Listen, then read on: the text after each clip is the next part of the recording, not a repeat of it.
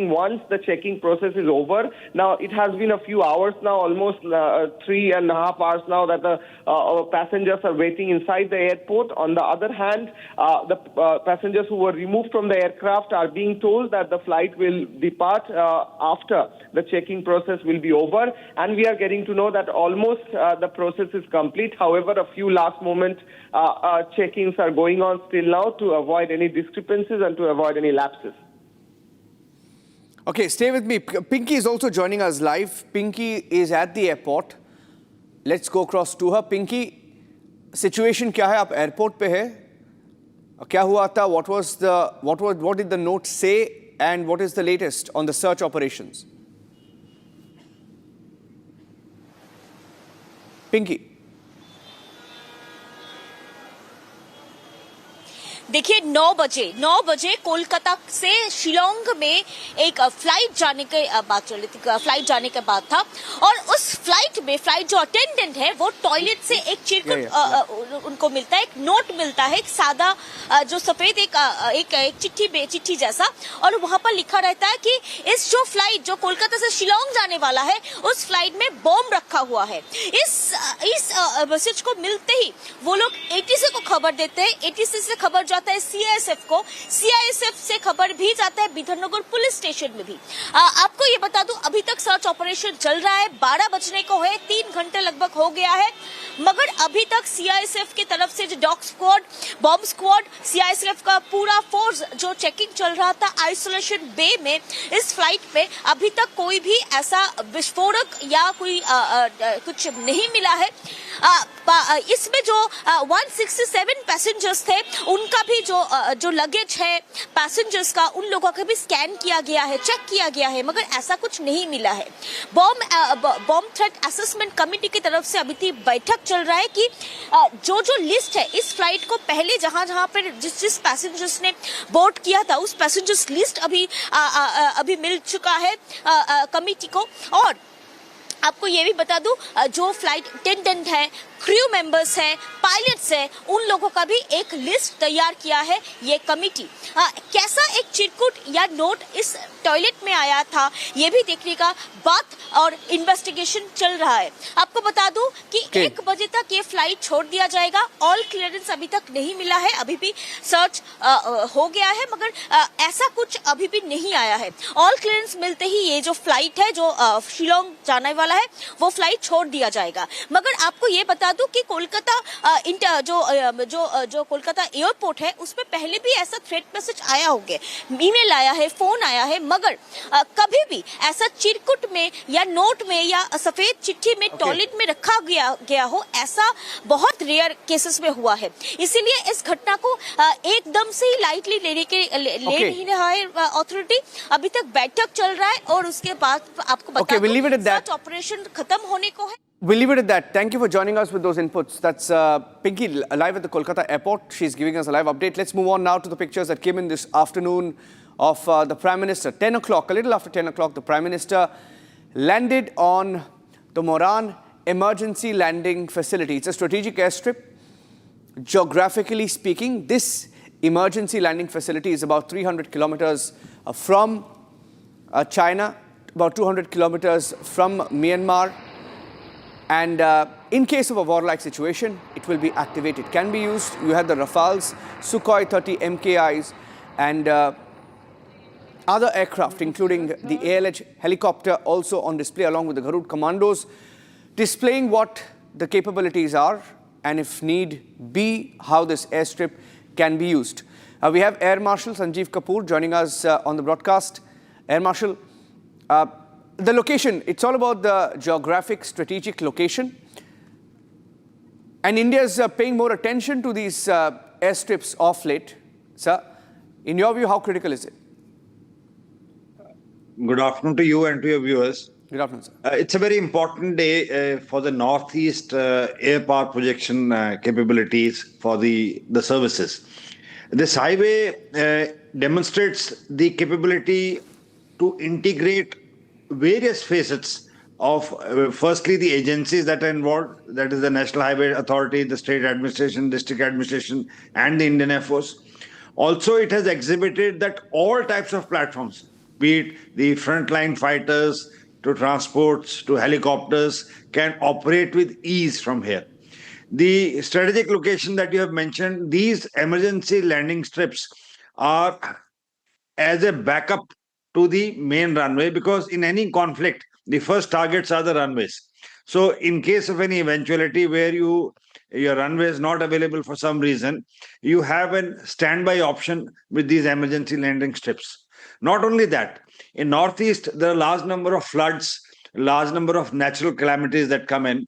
So these strips can act now as the emergency relief supply provisions, wherein the C-17s, the C-130s, the C-295s, the N-32s can bring in the National Disaster Team relief material, and it can directly be pushed. Also, in case of any conflict, we could have these runways with the army reinforcement coming in with BMPs, small tanks, gypsies, artillery guns, and can make a front. The location which you mentioned across in China, we have Lunze, we have Nigechi, we have Shannon. These are all Tibetan area airfields of China. Also, Hoping, Pangta, Kyongza, all these airfields can now be well covered with this strip which we have close to Chabua. And strategically, not only China, we could have this in operation for anything which is coming up from the Myanmar side also. So all in all, the Northeast is developing. The ALGs have been operationalized. Pasighat, Along, Tooting, Zero, Vijayanagar, all these are now being expanded to take on. The Pasighat had C-17 operations going on, the fighter operations going on. So the infrastructure development all across the Northeast is being spruced up, and I'm sure you will find some sort of a comment coming tomorrow after this operational demonstration from the Chinese side. And another point I would like to make, the aircrafts which are flying today on this highway are carrying weapons on, be it R-73 missiles, be it other air-to-air missiles. So this is also more than that, a posturing in which the Prime Minister was himself available to see the operationalization of this emergency landing field. So it is both strategically, important, and also it will convey a message to our adversaries. This is my take. Air Marshal Sanjeev Kapoor. It was a display that lasted about 15 to 20 minutes of some of the best aircraft which is in a part of our Indian Air Force, and we'll play out excerpts of that in a short while from now. Very well put, sir. Thank you for speaking to us and our viewers and explaining the significance of this. The fact that the Prime Minister himself landed on this airstrip is symbolic. I'm moving on now on the live report from Moran to Mumbai. Let's move on now and get you the next breaking news update on Republic TV.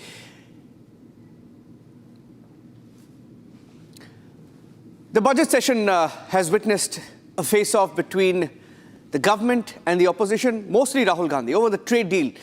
And since the last 2 days, the BJP, if not the government, has shown an intent to escalate the fight against Rahul Gandhi. Union Minister Piyush Goyal released a video. In fact, he spoke in Mumbai a short while back on the trade deal and called the farmers who were with Rahul as fake, saying that a few fake Congress farmers came out and questioned the US trade deal. In a series of comments that were made, in fact, let me play out what Piyush Goyal said in that video. It was a 4-minute video where he takes on Rahul Gandhi, saying he's rather naive to understand the aspects of the trade deal. Listen in. Mr. Rahul Gandhi has once again rolled out a stage-managed, most artificial and fake narrative.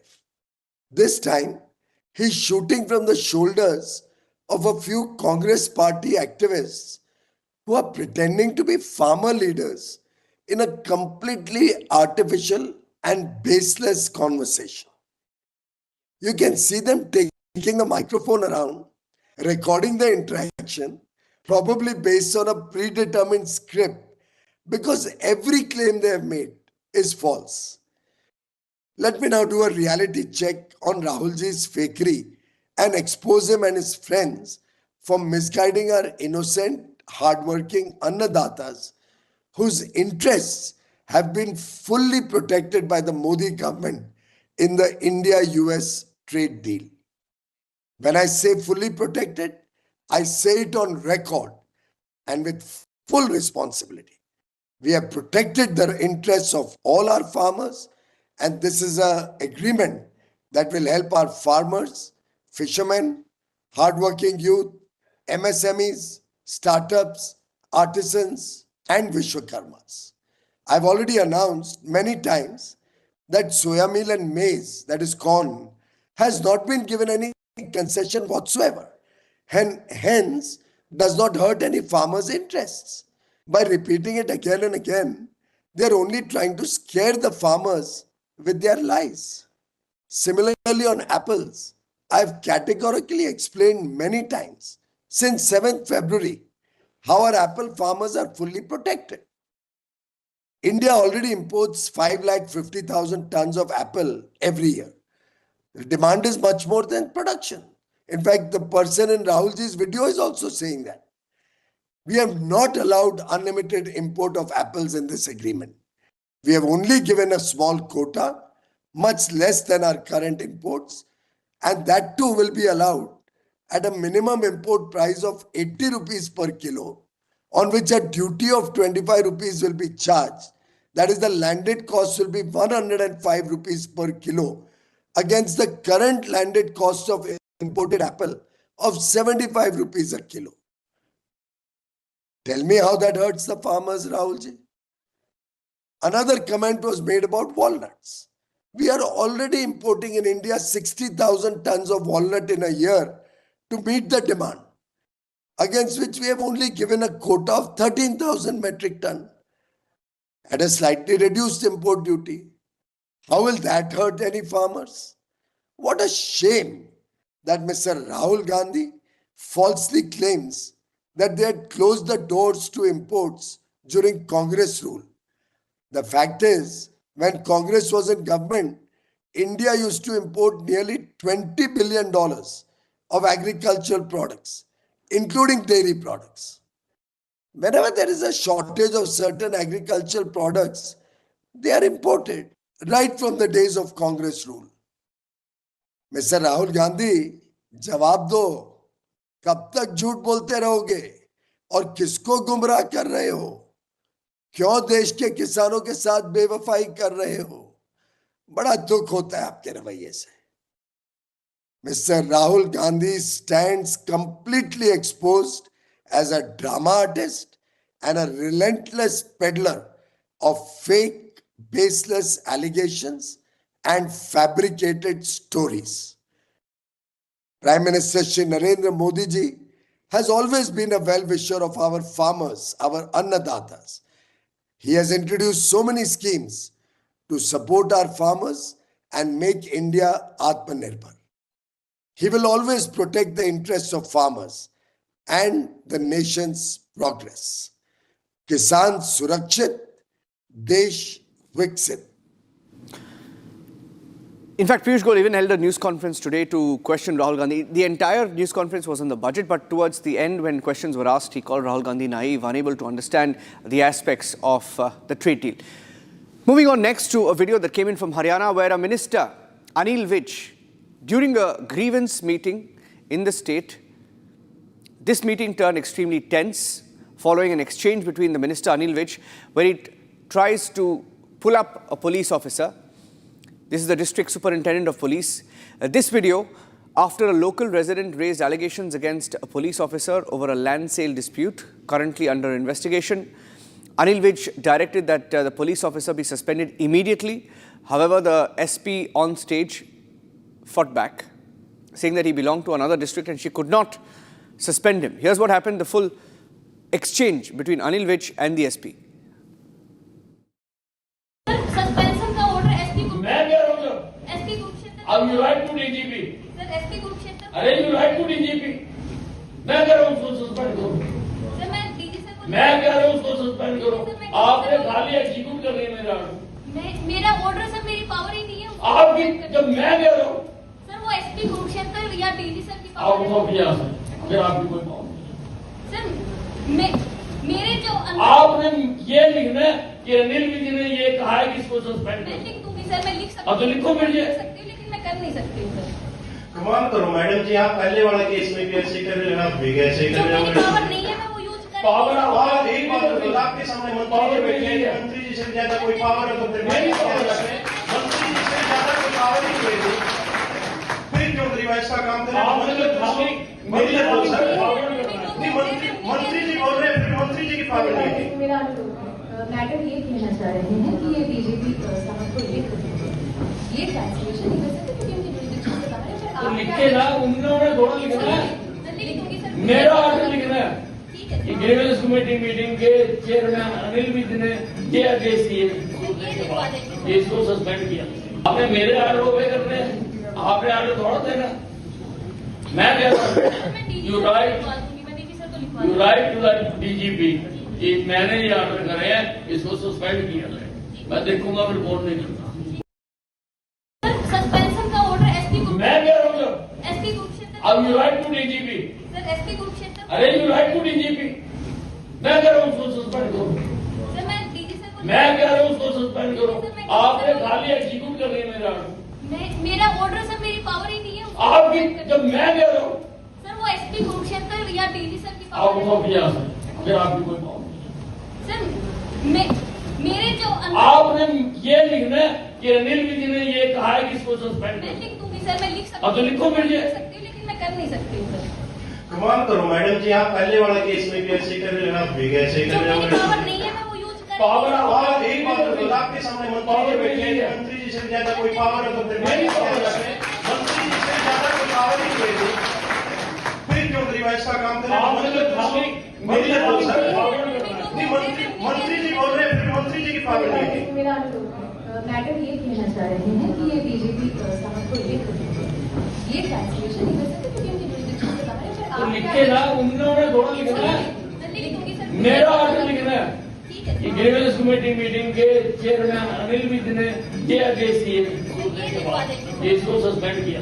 आपने मेरे order ओबे करने हैं, आपने order थोड़ा देना। मैं कह रहा हूँ यू राइट मैं डीजी सर को लिखवा you write to the DGP कि मैंने ये ऑर्डर करे हैं, इसको सस्पेंड किया जाए। मैं देखूंगा, रिपोर्ट नहीं करूंगा। Okay, we'll take a short break at this point. Coming back with breaking news updates in the headlines. More and more ministers are responding to Rahul Gandhi. We have some more breaking news lined up after this short break. Stay tuned.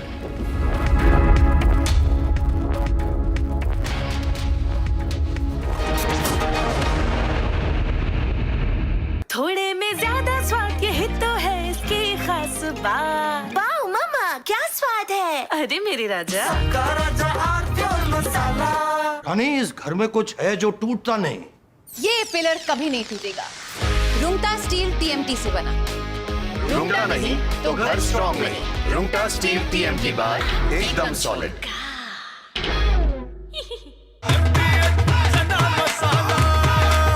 अब छोलिया हो या लोबिया, सफेद चने या काले चने, सब कुछ मजेदार बने।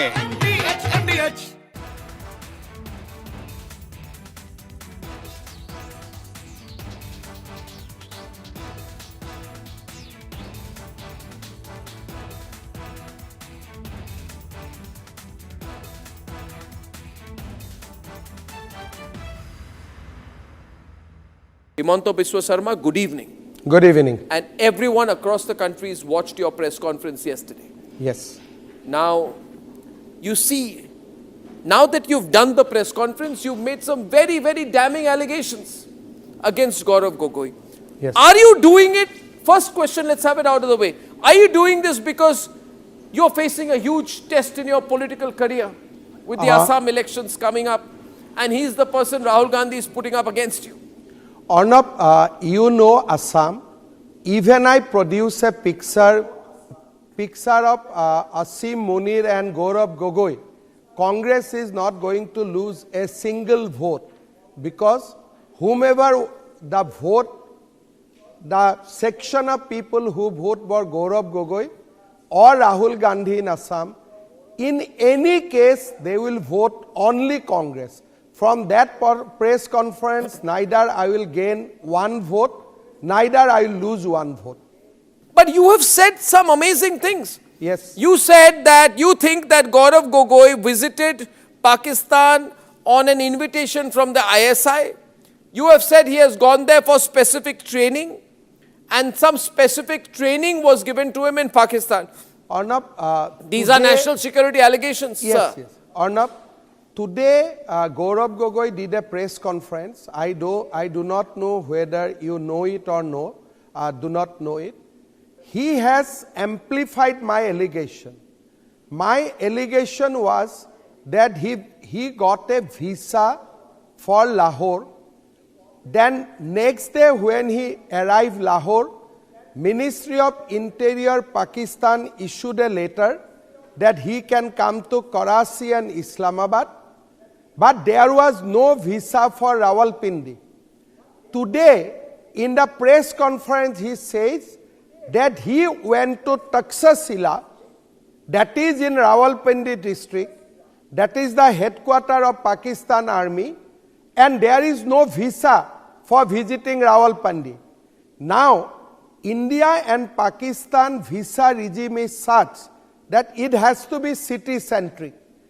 Today we put a question to Mr. Gaurav Gogoi that how can you visit the most secured place in Pakistan, that is called Rawalpindi, without a valid visa for that city.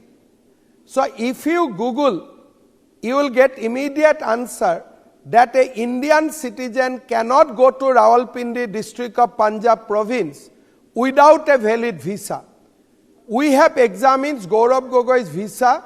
But he says, I went to visit my wife. He says, I went to Pakistan to visit my wife. Today he did a press conference and he admitted that his wife was at that point of time not doing job in Pakistan. He said in the press conference in Assam today that me and my wife went to Pakistan for the reason of nostalgia. Both of us went to see the park where my wife used to play. We went to Pakistan to see where my wife used to do daily marketing. I went to Pakistan to see where my wife's office was. So today his answer was all these things. He today admitted that his wife was not in job at that point of time, and he went to Pakistan. You can imagine, this is the answer of the deputy leader of the Congress party in parliament. I went Pakistan to see where my wife used to do marketing when she was in Pakistan. So no, but what is the training you were saying? You said he got training. Are you merely speculating? No. Are you merely speculating here that he went through some training? Are you saying India's deputy leader of opposition got training in Pakistan from whom? Arnab, why I said that, I'll tell you. Yesterday I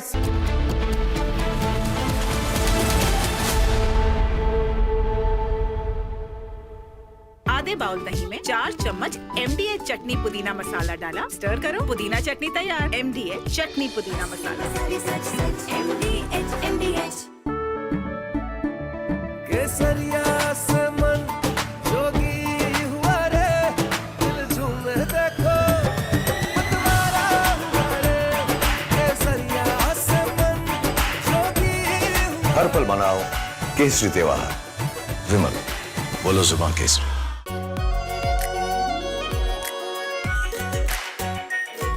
Pure Shahi Paneer Masala. Delicious, healthy, every day. I am absolutely fed up, like you are, I'm sure, with the U-turns of the BCCI and the ICC and cricket politics. And I feel bad, like every citizen of India does, that these people, because they want to make some money over cricket, are ready to compromise the nation. Terrible. Pakistan has taken another magnificent U-turn in its decision to not play, not play, not play, keep changing its mind, ladies and gentlemen. First they say they stand with Bangladesh, then they said we stand with them so much that we don't participate in the World Cup. Then they put Shehbaz Sharif in front and he said we've taken a clear decision not to play cricket with India because we are backing Bangladesh. Listen to what Shehbaz Sharif said. T20 world cup जो है उस हवाले से हमने बड़ा वाज़ेह stand लिया है कि हम हिंदुस्तान के ख़िलाफ़ जो मैच है वो हम नहीं खेलेंगे, क्योंकि पाकिस्तान ने कहा कि ये खेल का मैदान है, ये सियासत नहीं है।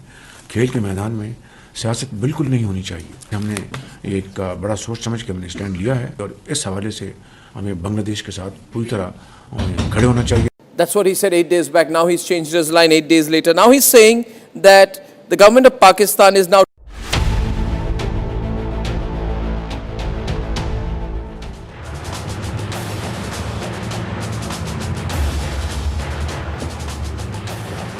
a very warm welcome to the latest edition of Republic Defense. Ladies and gentlemen, I am Rakshita Mishra with you, bringing you the top stories from the world of defense and strategic affairs that we're tracking for you this edition.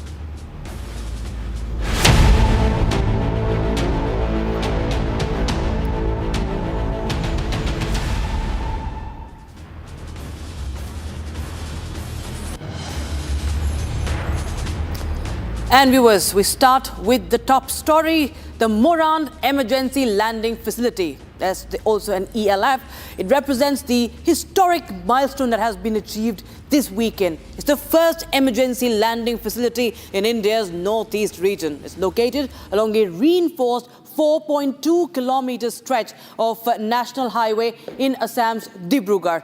This dual-use infrastructure seamlessly functions as a regular highway under normal conditions, but transforms into a fully operational airstrip during contingencies. And Prime Minister Narendra Modi just this Saturday has landed aboard the C-130J Super Hercules aircraft on the Moran bypass, marking the formal inauguration.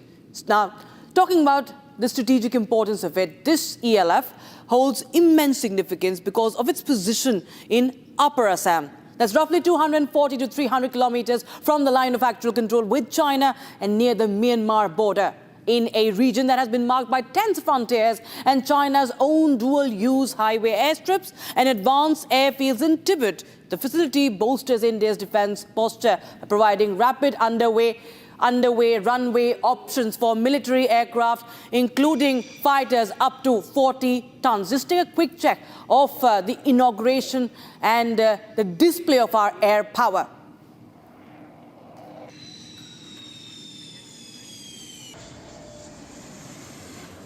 We'll just show you.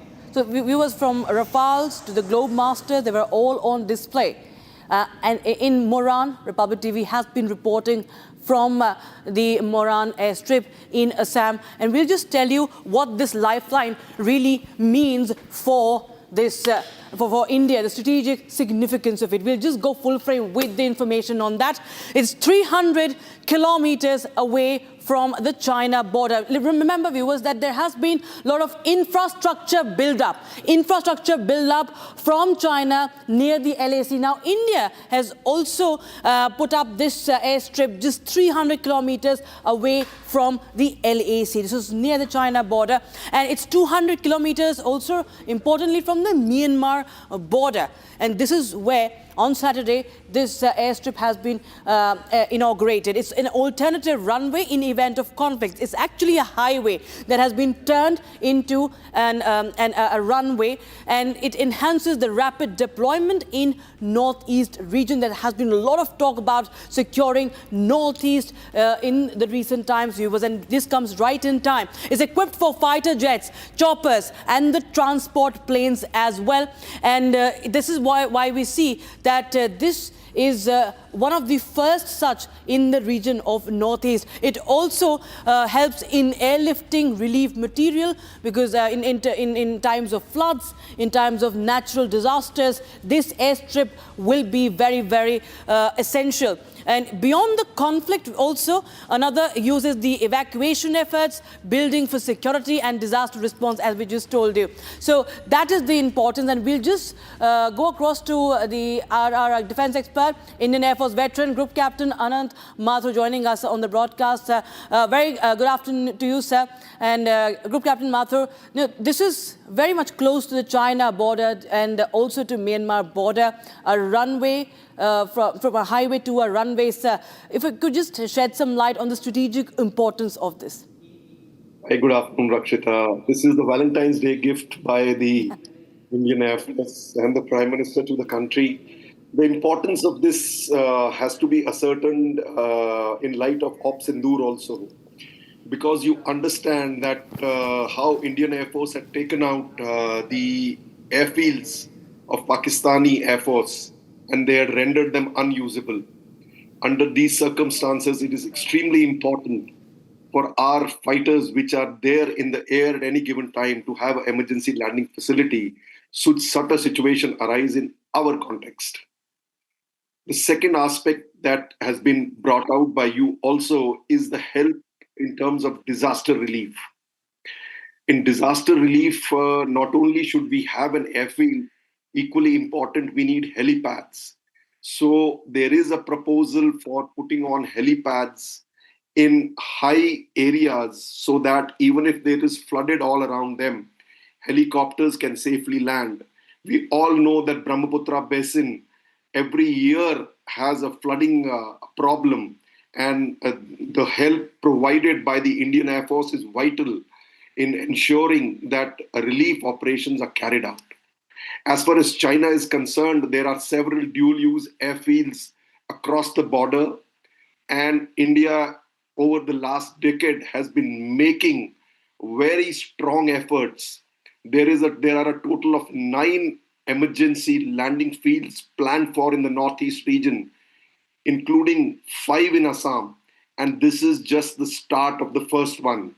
So expect these to develop at regular intervals over the next decade as we fortify our defense posture in the Northeast.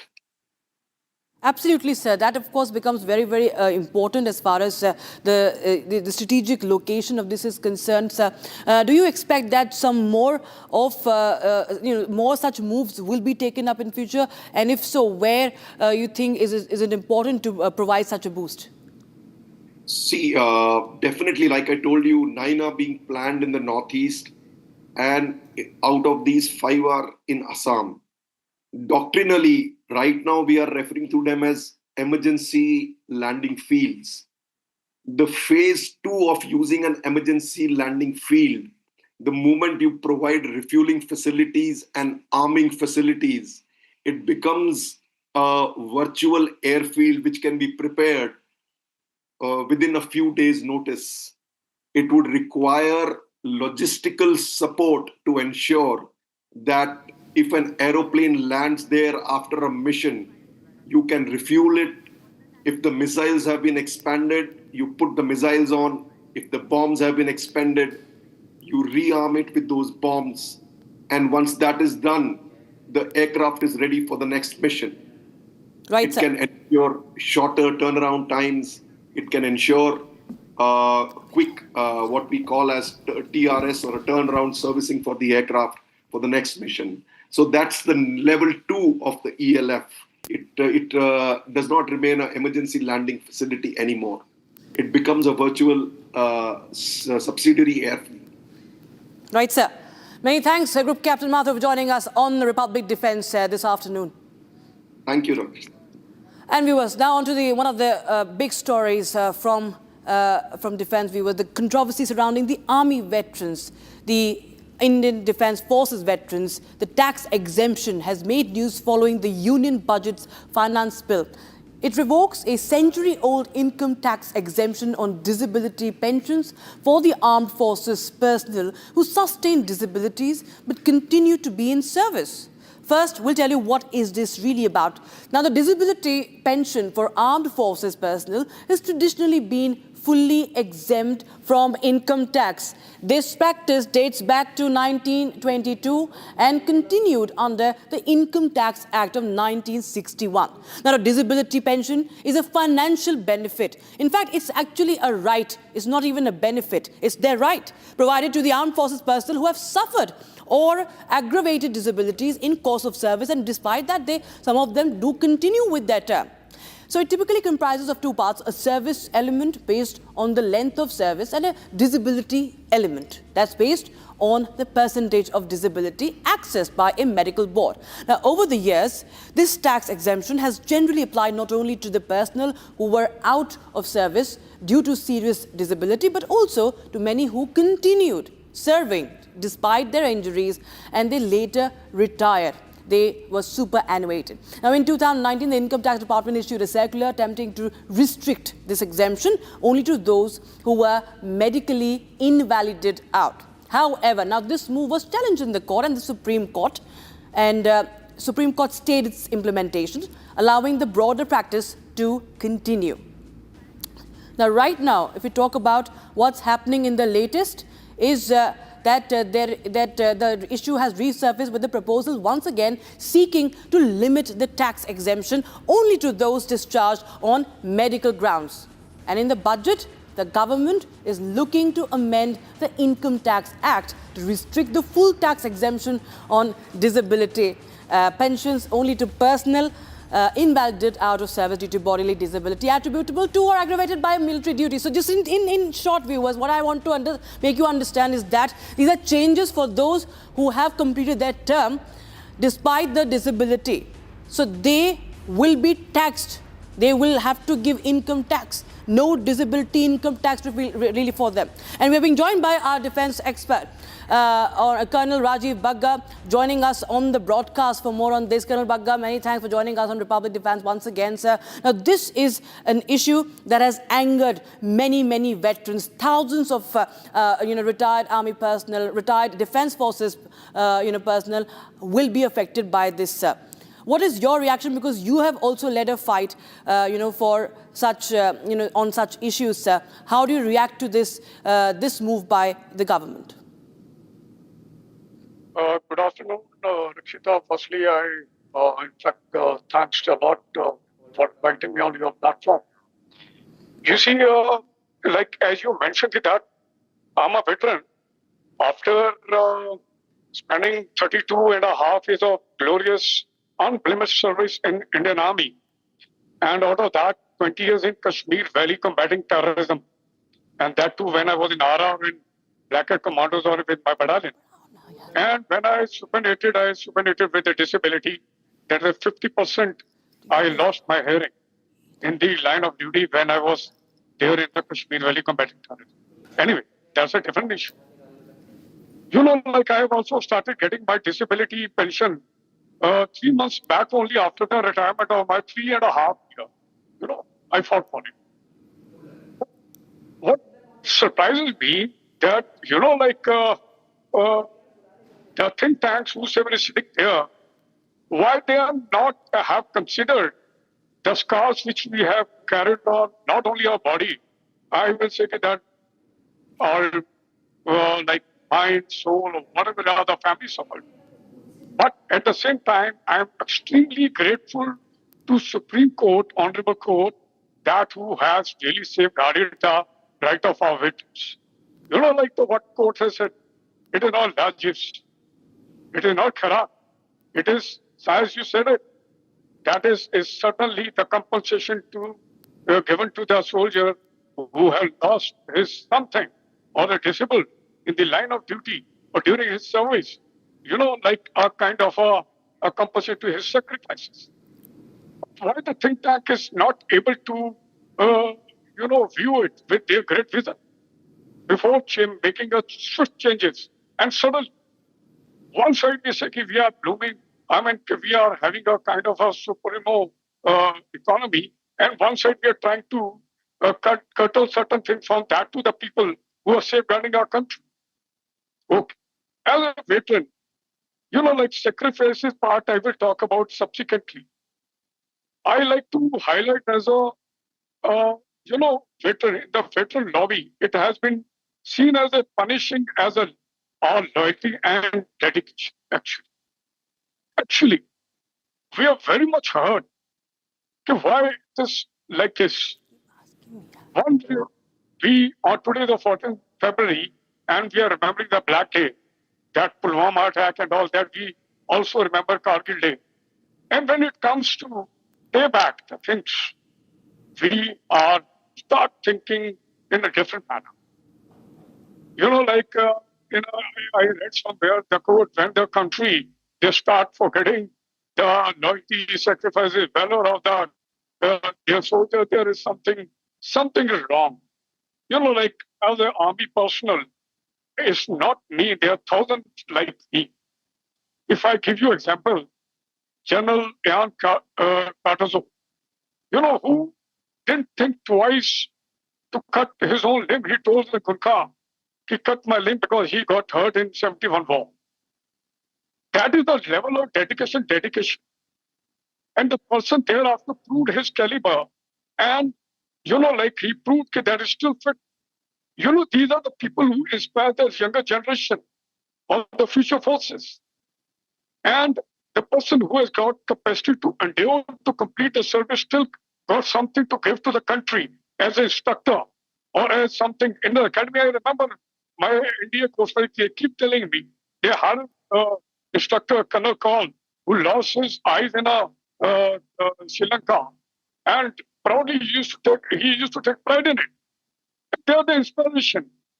My question is, do you think that the great warrior, that tiger, Honorable Captain Yogendra Singh Yadav, Paramveer Chakra, who supernated, and that man, he flew 17 bullets. Now you're telling that we will, no, thank you very much.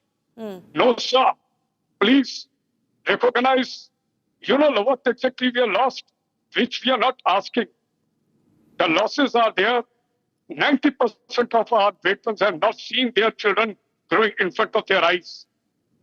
The agony, that stigma, that kind of a pain which they have faced, their sons, like somebody's brother, somebody's husband, like they are serving the combat zone. And whosoever is settling such type of formulating such policies, my sincere and that to how jod ke main bata raha hu that they should also 2 or 3 years or kind of a service in the combat zone, and then only first they may need to walk through their bridge before posing such type of things. Right, sir. As a veteran, extremely, I'm not very happy. For one thing more, and it is when you talk about the disability pension, it is not a bounty. It is totally a vested property right as per Constitution 300 Alpha. The Constitution also. There is certain more things. When we talk about our regimental days and this day and this, that day, Kargil Day and all that, please protect the pride of the soldier. They have come back with nothing. They lost a lot, but you are really trying to say, no, yes, your services are over here. Colonel Bagga, you feel that this is, because the veterans say that this is a very, very discriminatory move, and it somewhere, also, puts a burden on the loyalty of our defense forces who have continued. It includes even former army chiefs. It also includes someone like Field Marshal Sam Manekshaw, who continued despite taking bullets in his stomach, sir. And it sets the wrong kind of example. And it is somewhere demoralizing for our forces, isn't it? You see, that our Indian armed forces, definitely, Rakshita, I am telling you, don't pay me also. I'm a veteran, still ready to fight. We are not the same. We are just asking whatever is written. And suddenly, after 100 years, you make a swift change. Like I tell you about. Another part is, when you said no discrimination, why are you dividing that disabled soldier in 2 categories? And you are again challenging the right of equality. That is again written in our the same Constitution, Para 30.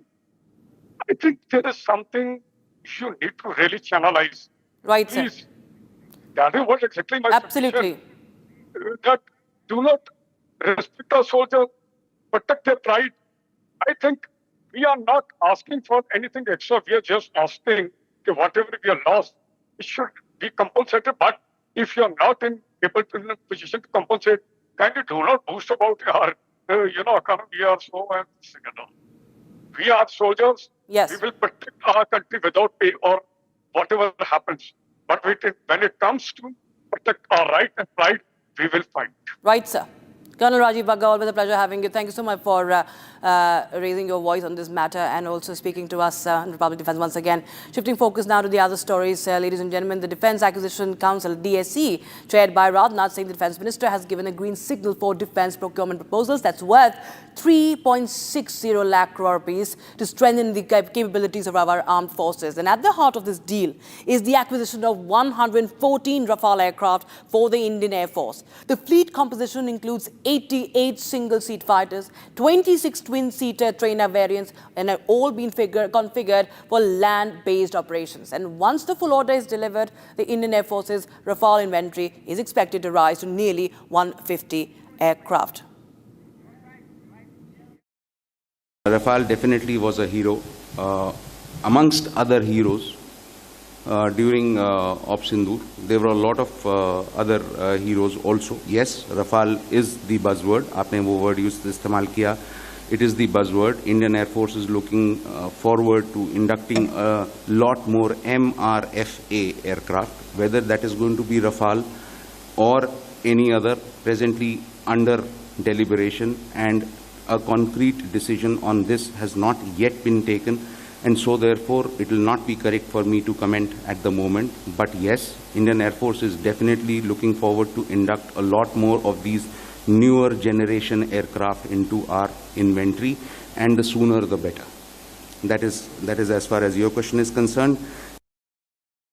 Viewers, why is it important is that India had previously inducted 36 Rafales under a 2016 agreement that marked the platform's first entry into Indian service. Now, under the current plan, the first 18 Rafale aircraft will be delivered in flyaway condition. That means they will be fully manufactured in France and handed over ready for operational deployment. Now, the remaining 96 aircraft will be made in India through licensed manufacturing.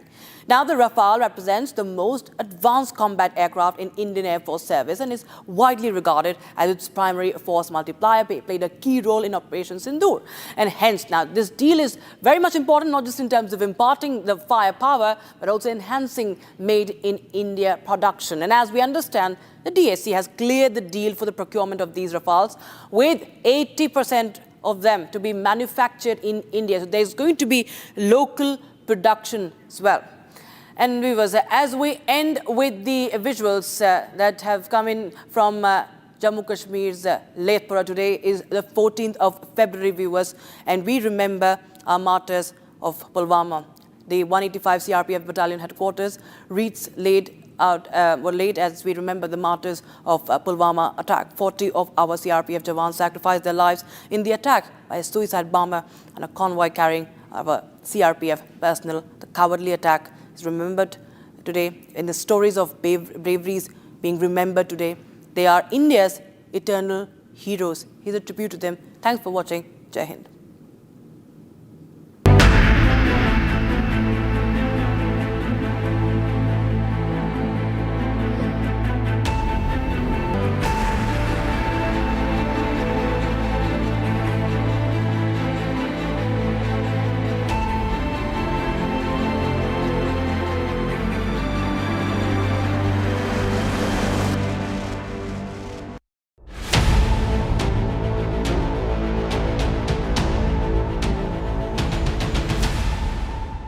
In the global employability rankings by Times Higher Education UK, only the following 6 institutions from India are ranked amongst the top 230 in the world for having the most employable graduates: IIT Delhi, IISc Bangalore, IIT Bombay, IIM Ahmedabad, IIT Kharagpur and Amity University. Pure सूजी pasta उबालो मिलाओ और खाओ 8 minute में तैयार। क्या test है सबका राजा आर्नब मसाला। दादी के हाथों का जादू और खुशबू से महकता घर, माँ की मुस्कुराहट और खाने की सुगंध। MDH गरम मसाला, क्योंकि हर रिश्ता है स्वाद से जुड़ा।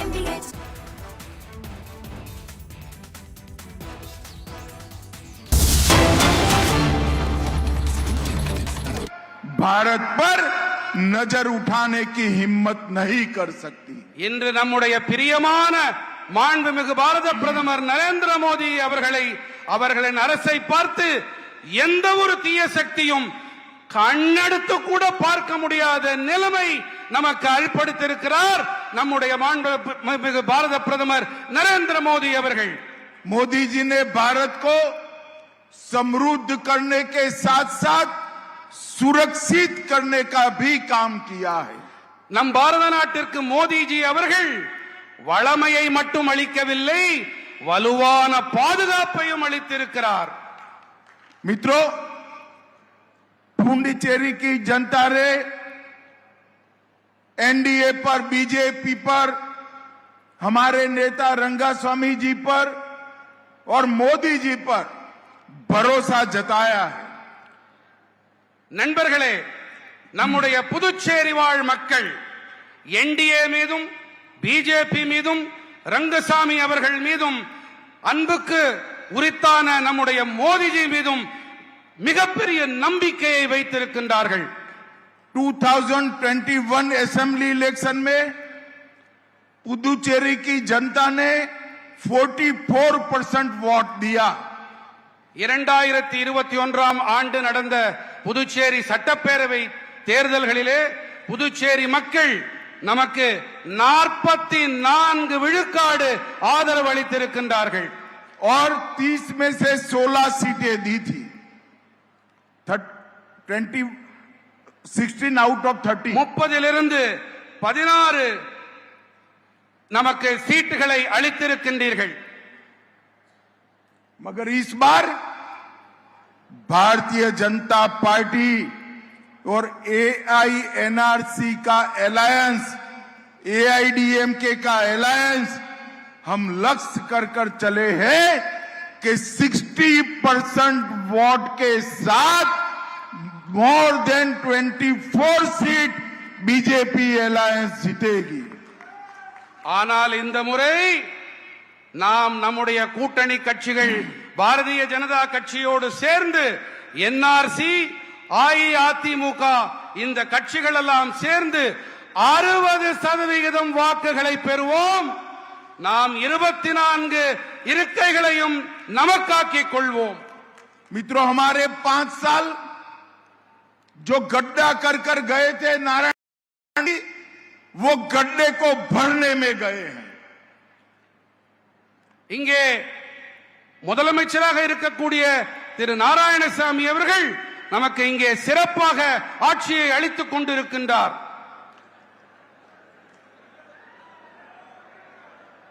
रंगसामी அவர்கள் இங்கே மிகச் சிறப்பாக गलत बोल रहे भाई. रंगास्वामी ने नारायण स्वामी गड्ढा कर गए थे. मतलब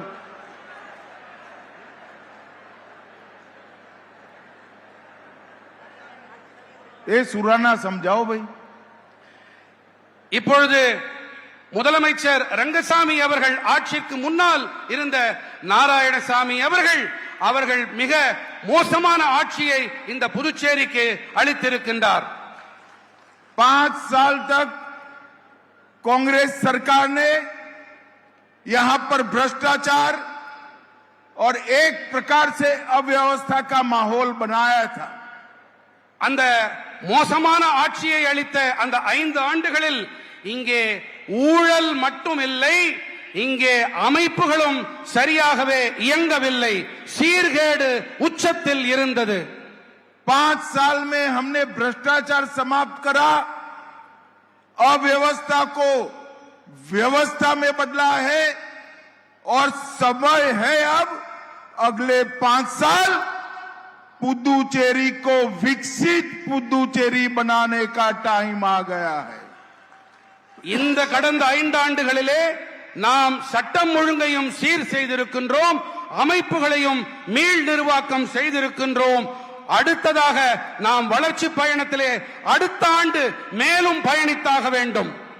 मित्रों, अगले 5 साल हम सब दृष्टि से पुडुचेरी को विकसित बनाने का संकल्प लेकर आगे बढ़ रहे हैं. அடுத்த 5 ஆண்டுகளிலே புதுச்சேரியை வளர்ச்சி அடைந்த ஒரு பிரதேசமாக ஆக்க வேண்டும் என்ற மன உறுதிப்பாட்டோடு நாம் பயணிக்க இருக்கின்றோம். पहले समय था पुदुचेरी के फैसले दिल्ली के दरबार में गांधी परिवार लेता था. अब पुदुचेरी के फैसले पुदुचेरी स्वयं ले रहा है. முன்னர் அரண்மனை தில்லி அரண்மனையிலே புதுச்சேரியை சேர்ந்தவர்கள் அங்கு போய் ஐயா உள்ளேனையா என்று அங்கு ஆஜர் கொடுக்க வேண்டி இருந்தது. இப்பொழுது புதுச்சேரி தானே சுயமாக இயங்கக்கூடிய ஒரு அமைப்பாக ஒரு அரசாங்கமாக ஆக்கப்பட்டிருக்கிறது. अगले 5 साल हम 3 सेक्टर पर कॉन्सेंट्रेट कर आगे बढ़ने वाले हैं. அடுத்த 5 ஆண்டுகளிலே நாம் 3 துறைகளில் நம்முடைய பெரு கவனத்தை செலுத்தி ஆட்சி அமைக்க இருக்கிறோம், ஆட்சியை वழிநடத்த இருக்கின்றோம். पुदुचेरी के मछुआरों का प्रोडक्ट विश्व के बाजार में जाए ऐसा इकोसिस्टम बनाना है. புதுச்சேரியின் மீனவர்களின் அவர்களுடைய பொருட்கள் அவை உலக சந்தைகள் வரை கொண்டு சேர்க்கப்பட்டாக வேண்டும் என்பது நம்முடைய முதல் உறுதிப்பாடு. पुदुचेरी के युवाओं के लिए यहां पर आईटी, एआई,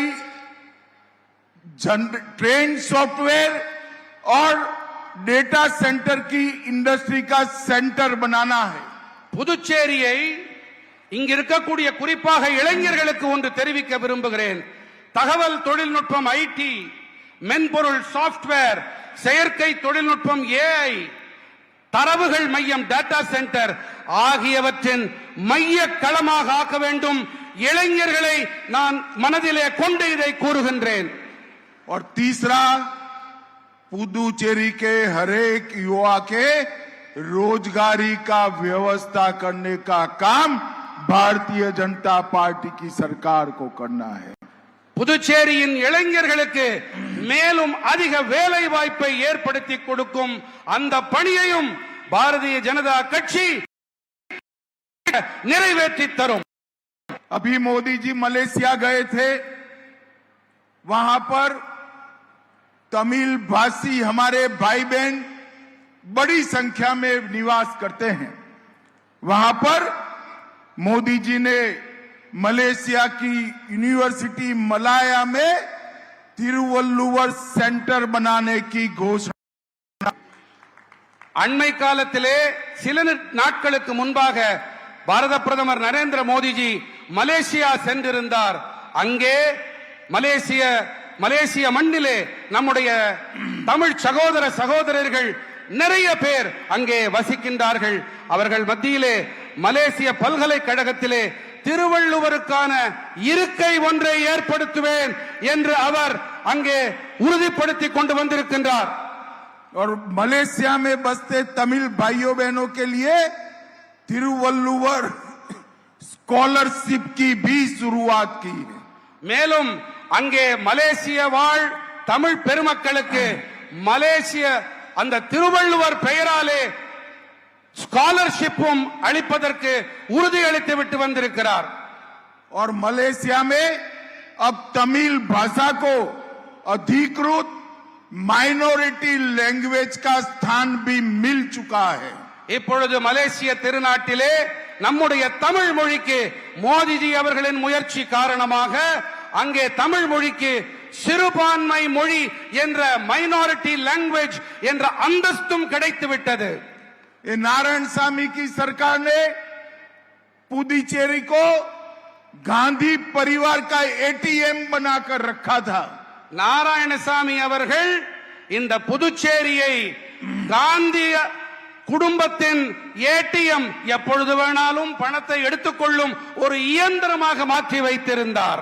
उनका उद्देश्य दिल्ली के हाई कमांड की तिजोरी भरना था.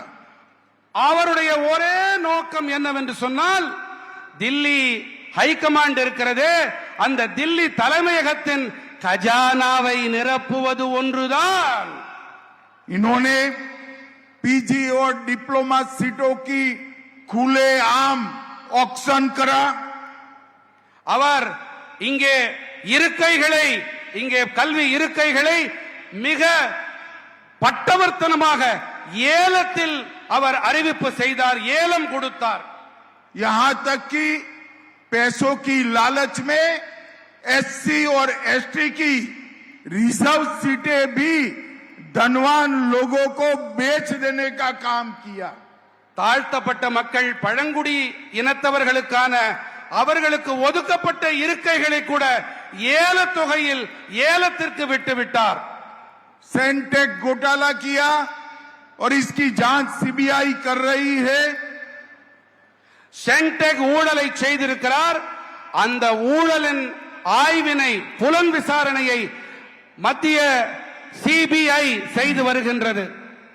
परिवहन माफियाओं को, जनता को परेशान करने के लिए ट्रांसपोर्ट माफियाओं को खुला छोड़ दिया. போக்குவரத்து மாஃபியா இருக்கிறது அல்லவா, அந்த டிரான்ஸ்போர்ட் போக்குவரத்து மாஃபியா தன்னுடைய பணியை எந்த ஒரு தங்கு தடையின்றி செய்ய அவர் அதற்கு ஒரு விடுதலை கொடுத்திருந்தார், அதற்கு லைசென்ஸ் கொடுத்திருந்தார், என்ன வேண்டுமானாலும் செய்து கொள்ளுங்கள் என்று. अभी अभी सीएजी की रिपोर्ट आई है, 15,000 करोड़ का डेवलपमेंट फंड पूरा कांग्रेस की नारायण सामी सरकार चाव कर गई है, करप्शन किया है. இப்பொழுதுதான் அறிவிப்பு வெளிவந்திருக்கிறது, அறிக்கை வெளியாகி இருக்கிறது. சிஏஜி அது அந்த அமைப்பின் மூலமாக இங்கே வளர்ச்சி திட்டங்களுக்காக கொடுக்கப்பட்ட 15,000 கோடி ரூபாய் அதற்கான ஆய்வும் புலன் விசாரணையும் தொடங்கி இருக்கிறது. और 15,000 करोड़ का मतलब होता है Puducherry.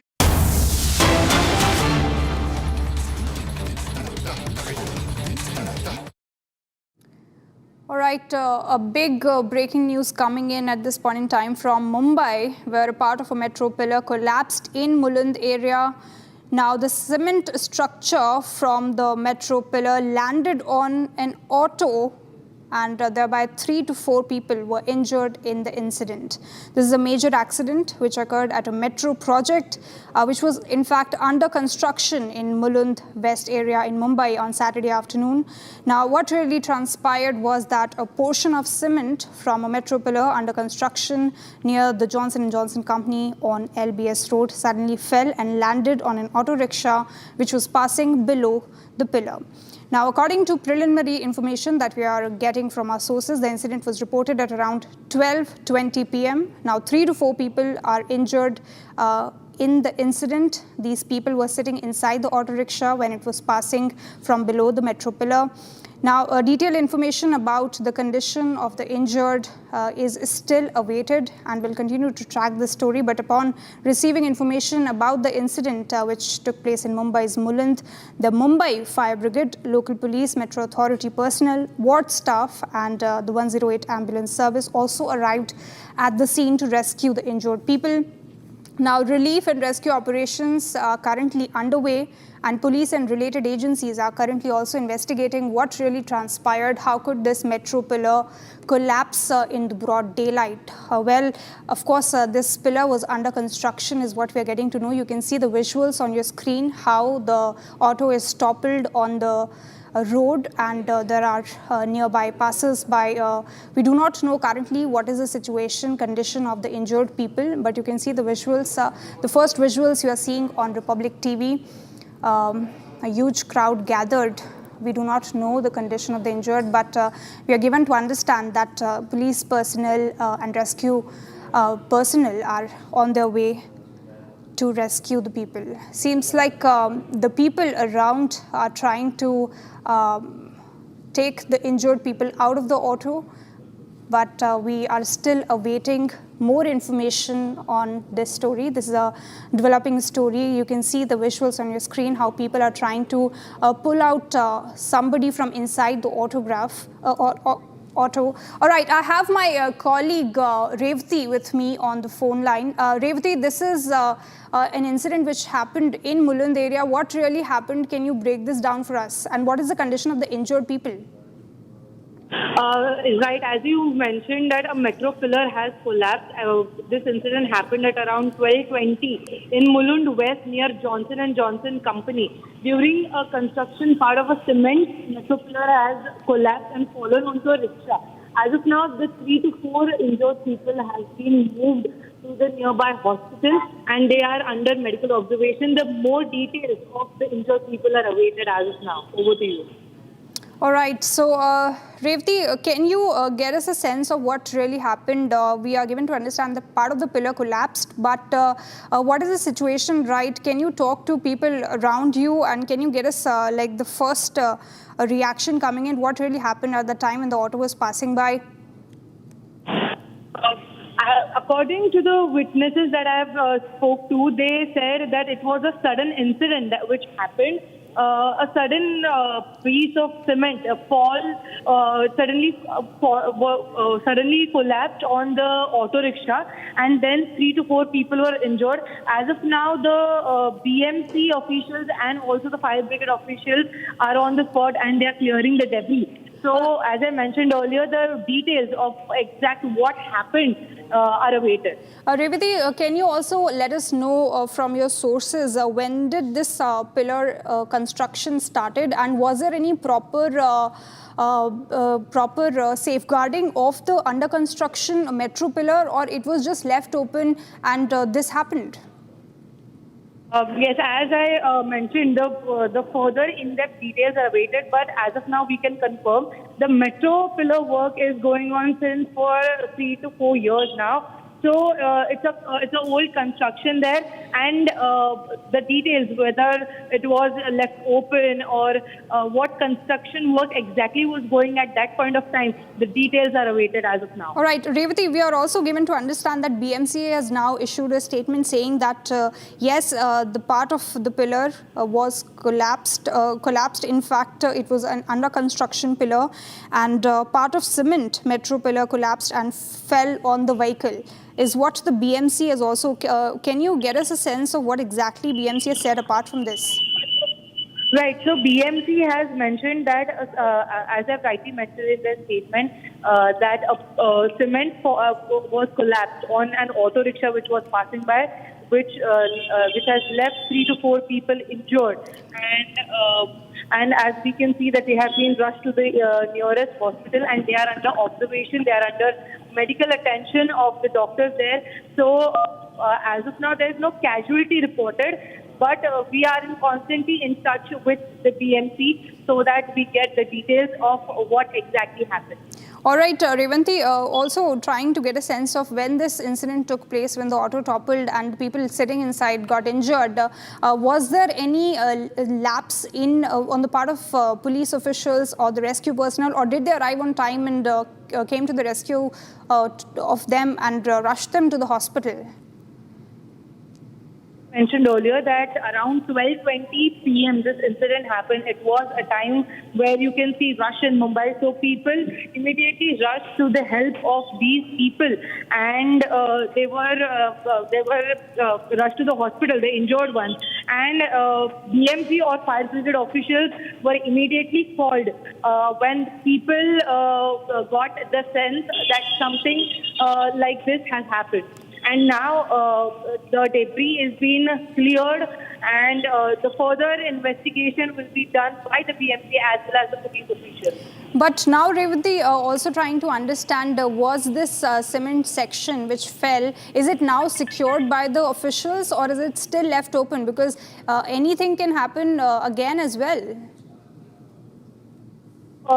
Just as I mentioned, that the debris is being cleared, and the cement that was fallen, that is also being cleared. So as of now, the operation of clearing the debris is underway. BMC officials and fire brigade officials are doing their work on front line. The team has reached the spot and it's clearing the debris which has fallen. It's clearing the part of cement which has collapsed from the metro pillar. All right. Do we also have police cordoning of the area where this incident took place, so that at least till the time we don't have a proper investigation done as to what really transpired? How could the cement part of the pillar fell on the auto?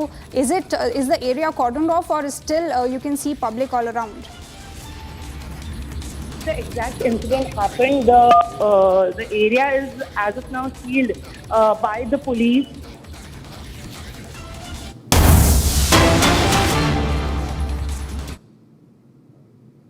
All right, this is a big breaking news. Prime Minister Narendra Modi is in Guwahati and is unveiling the 6-lane Setu bridge. You can see on your screens.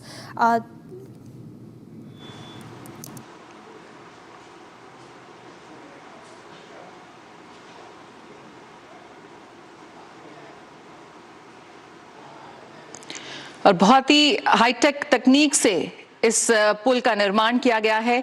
कई प्रमुख परियोजनाओं का उद्घाटन आज प्रधानमंत्री कर रहे हैं। यकीनन कनेक्टिविटी तेज होगी, इंफ्रास्ट्रक्चर मजबूत हुआ है और विकास की एक नई आधारशिला रखती हुई नजर आ रही है। ब्रह्मपुत्र नदी पर लगभग 3030 करोड़ रुपए की लागत से निर्मित ये कुमार भास्कर वर्मा सेतु तकनीक के लिहाज से देखें, निर्माण के लिहाज से देखें, एक बेहद शानदार उदाहरण यह प्रस्तुत करता है। ये 6 lane extradosed prestressed concrete bridge Guwahati को उत्तर गुवाहाटी से जोड़ता है और ये पूर्वोत्तर भारत का पहला एक्स्ट्रोडोज्ड पुल है। इस पुल के शुरू होने से गुवाहाटी और उत्तर गुवाहाटी के बीच का जो यात्रा है वो समय घटकर महज कहा जा रहा है कि सिर्फ 7 मिनट रहने वाली है। भूकंप संभावित क्षेत्रों को भी ध्यान में रखते हुए, नए भारत को ध्यान में रखते हुए, आने वाले भविष्य की चुनौतियों को ध्यान में रखते हुए इसका निर्माण किया गया है। और भूकंप संभावित क्षेत्र को भी ध्यान में रखते हुए इस पुल में फ्रिक्शन पेंडुलम बियरिंग्स के जरिए बेस आइसोलेशन तकनीक अपनाई गई है, जिससे पुल अधिक सुरक्षित और टिकाऊ बनाया गया है। साथ ही पुल की मजबूती और लंबे समय तक बेहतर प्रदर्शन सुनिश्चित करने के लिए हाई परफॉर्मेंस स्टे केबल्स भी इसमें लगाए गए हैं। सुरक्षा और समय रहते नुकसान की पहचान के लिए इसमें ब्रिज हेल्थ मॉनिटरिंग सिस्टम भी लगाया गया है, जिससे पुल की स्थिति की रियल टाइम निगरानी संभव हो पाएगी। यकीनन बेहद ऐतिहासिक है ये क्षण, जहां पर पूर्वोत्तर भारत को, असम को जो सौगात मिली है वो आज पूरा विश्व देख रहा है।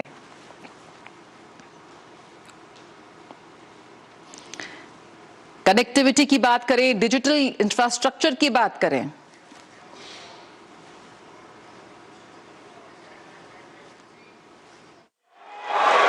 देवियों सज्जनों, आज का यह ऐतिहासिक अवसर हम सभी के लिए प्रेरणा और गर्व का प्रतीक है।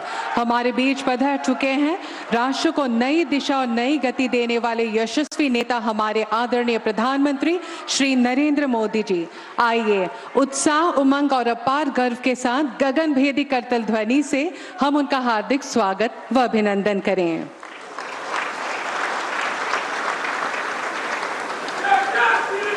इसी क्रम में हमारे बीच विराजमान है असम के माननीय राज्यपाल श्री लक्ष्मण प्रसाद आचार्य जी। असम की विकास यात्रा को नई ऊर्जा और असम को वैश्विक पहचान देने वाले दूरदर्शी नेता माननीय मुख्यमंत्री डॉक्टर हिमंता बिस्वा शर्मा जी, भारत सरकार के बंदरगाह, नौ परिवहन और जलमार्ग मंत्रालय के माननीय मंत्री श्री सर्बानंद सोनोवाल जी एवं अन्य विशिष्ट अतिथिगण, नमस्कार। देवियों सज्जनों, ब्रह्मपुत्र नदी पर गुवाहाटी उत्तर गुवाहाटी संयोगी नवनिर्मित सेतु के लोकार्पण, प्रधानमंत्री ई बस सेवा कार्यक्रम के अंतर्गत विद्युत बसों के शुभारंभ, Indian Institute of management Guwahati के शुभ उद्घाटन तथा उत्तर पूर्व क्षेत्र हेतु राष्ट्रीय डेटा सेंटर के शुभ उद्घाटन जैसे बहुप्रतीक्षित विकासात्मक उपक्रमों के इस भव्य समारोह में आयोजकों की ओर से मैं आप सभी का हार्दिक स्वागत करती हूं। अब हम विकास और सुशासन के ओजस्वी नेता, हमारे आज के मुख्य अतिथि आदरणीय प्रधानमंत्री श्री नरेंद्र मोदी जी का अभिवादन करते हैं। माननीय मुख्यमंत्री महोदय से निवेदन है कि वे कृपया उनका स्वागत एवं अभिनंदन करें। माननीय प्रधानमंत्री जी को भेंट की जा रही है असम के समृद्ध परंपरा के प्रतीक गामोसा। हौराई जो असम की गौरवशाली सांस्कृतिक पहचान का प्रतीक है तथा जिसे उच्चतम सम्मान के प्रतीक स्वरूप माना जाता है, और कामरूप के तेजस्वी पराक्रमी विद्वान नृपति अभिनंदन करें। माननीय प्रधानमंत्री जी को भेंट की जा रही है असम के समृद्ध परंपरा के प्रतीक गामोसा। हौराई जो असम की गौरवशाली सांस्कृतिक पहचान का प्रतीक है तथा जिसे उच्चतम सम्मान के प्रतीक स्वरूप माना जाता है, और कामरूप के तेजस्वी पराक्रमी विद्वान नृपति कुमार भास्कर बोर्मा की एक खाम शैली पेंटिंग जो असम के स्वर्णिम कपड़े मूंगा पर बनाई गई है।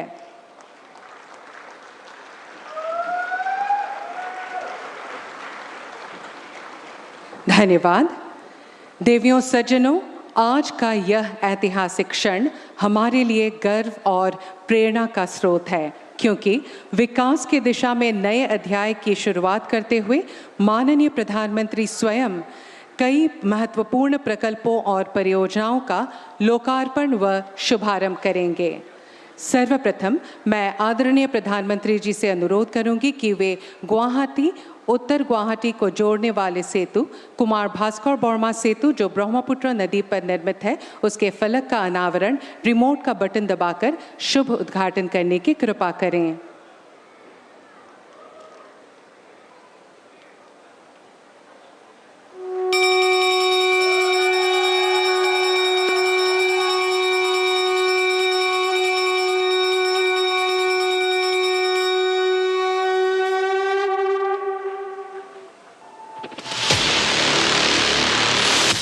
ब्रह्मपुत्र पर आधुनिक कनेक्टिविटी का नया प्रतीक, एक इंजीनियरिंग गौरव, देश का सबसे लंबा एक्स्ट्रा डोज्ड पुल, कुल लंबाई 1240 मीटर, आधुनिक भूकंपरोधी तकनीक से निर्मित कुमार भास्कर वर्मा सेतु, विकास का महासेतु।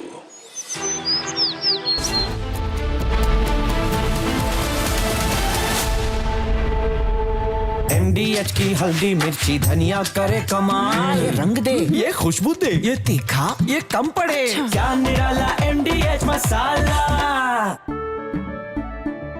केसरिया से मन जोगी हुआ रे, दिल झूमे देखो मतवारा हुआ रे, केसरिया से मन जोगी हुआ। हर पल मनाओ केसरी त्योहार, विमल बोलो जुबान केसरी। आर प्योर सूजी पास्ता उबालो मिलाओ और खाओ, 8 मिनट में तैयार। क्या टेस्ट है सबका।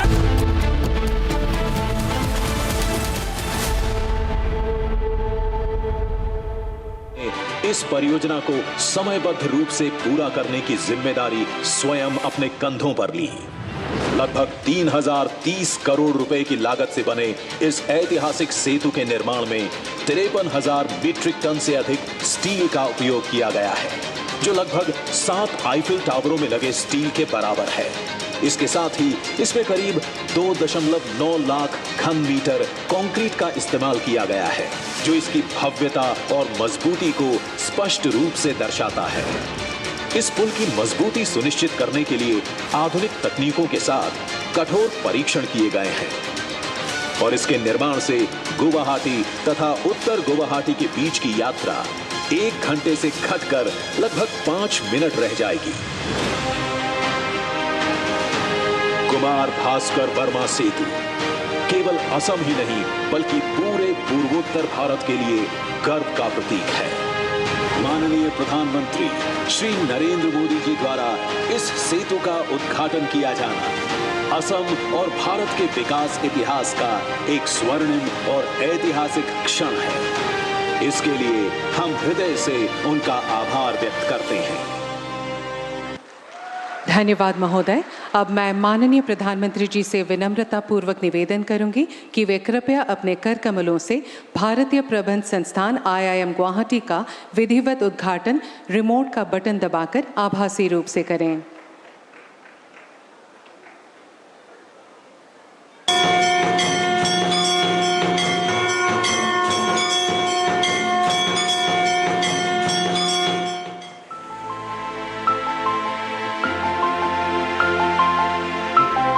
प्राकृतिक सुंदरता और असीम संभावनाओं से भरा ब्रह्मपुत्र के किनारे बसा असम का गुवाहाटी शहर माननीय प्रधानमंत्री श्री नरेंद्र मोदी जी के दूरदर्शी विजन के अंतर्गत मैनेजमेंट एजुकेशन के क्षेत्र में बनाने जा रहा है अपनी सशक्त पहचान। यहाँ IIM गुवाहाटी की हो रही है शुरुआत। ये नॉर्थ ईस्ट के लिए मैनेजमेंट एजुकेशन में एक बड़ा स्टेप है। शिक्षण संस्थान की जड़ें जितनी गहरी होती हैं, देश की शाखाएं उतनी ही ऊंचाइयों को छूती है। और इसलिए भविष्य के लिए भी यूनिवर्सिटी और देश के संकल्पों में एक रूपता होनी चाहिए। भारत सरकार ने IIM गुवाहाटी को अपनी औपचारिक स्वीकृति दे दी है। इस परियोजना के लिए 555 करोड़ रुपए का वित्तीय बजट आवंटित किया गया है ताकि कैंपस का निर्माण और शुरुआती 5 वर्षों का संचालन सुचारू रूप से सुनिश्चित किया जा सके। जब तक परमानेंट कैंपस तैयार होता है तब तक इंस्टीट्यूट के स्मूथ फंक्शनिंग के लिए राज्य सरकार ने एक बिल्डिंग उपलब्ध कराई है, जहां से एकेडमिक ईयर 2025-26 से IIM गुवाहाटी का काम शुरू किया जा रहा है। इस ट्रांजिट कैंपस को चलाने के लिए अगले 3 वर्षों तक करीब 35 करोड़ रुपए का ऑपरेशनल सपोर्ट दिया जाएगा और इंफ्रास्ट्रक्चर सेटअप के लिए करीब 10 करोड़ रुपए का वन टाइम सपोर्ट तय किया गया है। साथ ही पोस्ट ग्रेजुएट प्रोग्राम यानी master of business administration MBA शुरू करने की भी अनुमति दी गई है। संस्थान की अकादमिक दिशा तय करने के लिए मिनिस्ट्री ऑफ एजुकेशन ने देश के सर्वोच्च प्रबंधन संस्थान Indian Institute of Management Ahmedabad को मेंटोर इंस्टीट्यूट के रूप में नॉमिनेट किया है। इस समय ट्रांजिट कैंपस का डेवलपमेंट तेज गति से चल रहा है। 69,000 स्क्वायर फीट में एकेडमिक कम एडमिनिस्ट्रेटिव बिल्डिंग तैयार किया जा रहा है। यहाँ लर्निंग सिर्फ क्लासरूम तक सीमित नहीं है, ये एक कंप्लीट एकेडमिक इकोसिस्टम के रूप में तैयार हो रहा है। स्टूडेंट्स, फैकल्टी और एडमिनिस्ट्रेशन तीनों के लिए एक वेल प्लान्ड स्पेस तेजी से आकार ले रहा है। अपने ट्रांजिट कैंपस के उद्घाटन के साथ ही IIM गुवाहाटी में एक एग्जीक्यूटिव एजुकेशन प्रोग्राम भी शुरू हो रहा है। इस प्रोग्राम में असम गवर्नमेंट द्वारा नॉमिनेटेड 30 गवर्नमेंट ऑफिसर्स भाग लेंगे। यह programme Indian Institute of Management Ahmedabad की फैकल्टी द्वारा क्यूरेट और कंडक्ट किया जाएगा।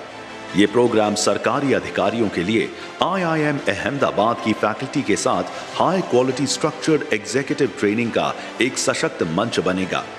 इसी मजबूत अकादमिक शुरुआत के लिए पूर्वोत्तर से भारत उदय के विजन को नई उड़ान देने वाला IIM गुवाहाटी का आज माननीय प्रधानमंत्री श्री नरेंद्र मोदी जी कर रहे हैं उद्घाटन।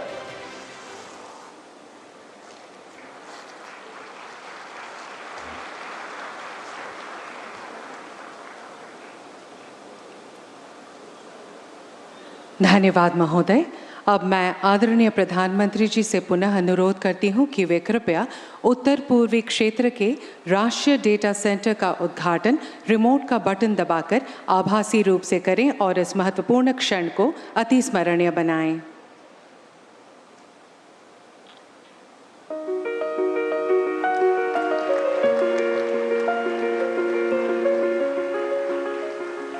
2018 में जब भारत सरकार ने डिजिटल नॉर्थ ईस्ट विजन की शुरुआत की थी, तब संदेश साफ था, डिजिटल तकनीक विकास को समावेशी बनाए। आज गुवाहाटी का यह नेशनल डेटा सेंटर उसी विजन को हकीकत में बदल रहा है। प्रधानमंत्री श्री नरेंद्र मोदी जी के दिशा निर्देश और मुख्यमंत्री डॉक्टर हिमंता बिस्वा शर्मा जी के मार्गदर्शन में पूरी हुई इस परियोजना के लिए असम सरकार ने आमिनगांव में भूमि आवंटित की है।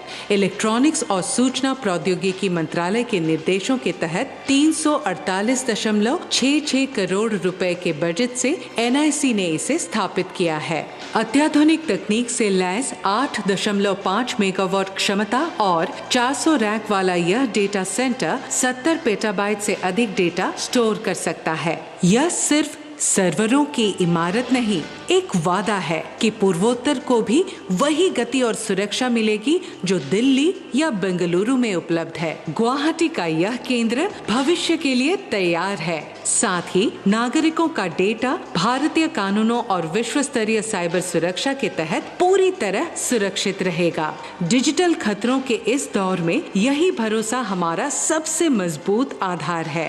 8 पूर्वोत्तर राज्यों के लिए यह डेटा सेंटर आकांक्षा और पहुंच के बीच एक मजबूत पुल है। एनडीसी का मजबूत डिजिटल बुनियादी ढांचा उत्तर पूर्वी क्षेत्र के युवाओं को नवाचार को बढ़ावा देने और डिजिटल दुनिया में अपने करियर को आगे बढ़ाने में सक्षम बनाएगा।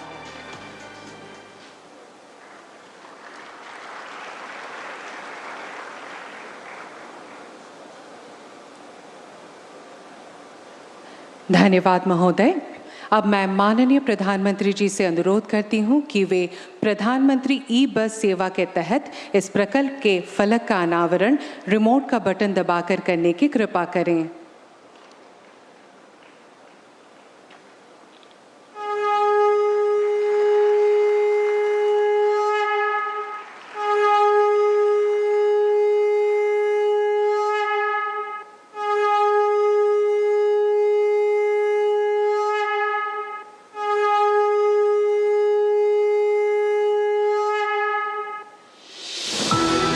हर दिन लाखों भारतीय व्यवसाय, स्कूल, कॉलेज एवं रोजगार के लिए घर से निकलते हैं, लेकिन टियर 2, टियर 3